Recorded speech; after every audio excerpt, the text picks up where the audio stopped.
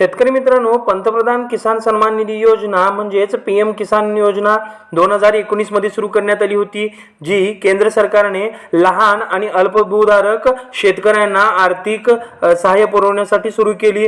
बरोबर. या योजनेअंतर्गत सरकार दरवर्षी शेतकऱ्यांना 6,000 रुपये प्रदान करते आणि ही रक्कम 3 समान हप्त्यामध्ये थेट त्यांच्या बँकेच्या खात्यामध्ये ट्रान्सफर करते. बरोबर. शेतकरी मित्रांनो बघा, ही जी योजना आहे, ही योजना आतापर्यंत चालू आहे आणि या योजनेबद्दलची जो 19वा हप्ता आहे याची आतुरतेने तुम्ही प्रतीक्षा करत आहात. या हप्त्याची अपेक्षित तारीख ही फेब्रुवारी 2025 आहे, पण या संदर्भात अद्याप अशी अधिकृत घोषणा ही सरकारकडून कोणती करण्यात आलेली नाही. तर बघा, या योजनेची अटी काय आहेत हे बघूया. या योजनेचा लाभ त्याच शेतकऱ्याला मिळतो ज्याने कर भरला नसेल. बघा, मी सांगतोय, कर भरला नसेल या योजनेचा लाभ त्याच शेतकऱ्याला आता मिळणार आहे. बरोबर. कुटुंबातील सदस्य म्हणजे पती, पत्नी, अवयस्क मुले हे या योजनेच्या लाभासाठी पात्र असतात. पण जर शेतीयोग्य जमीन इतर सदस्यांच्या म्हणजे की जे आजोबा आहेत, वडील आहेत यांच्या नावावर असेल तर त्याला कुटुंबाला लाभ मिळणार नाही.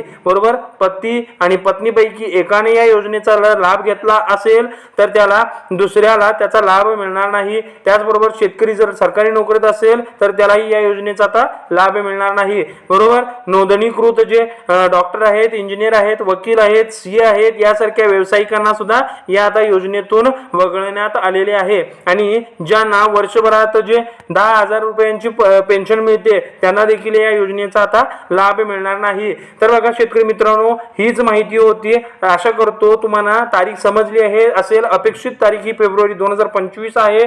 तर वाट बघा, तोपर्यंत तुम्हाला या 19वा हप्ता तुमच्या खात्यात बँकेत जमा होईल.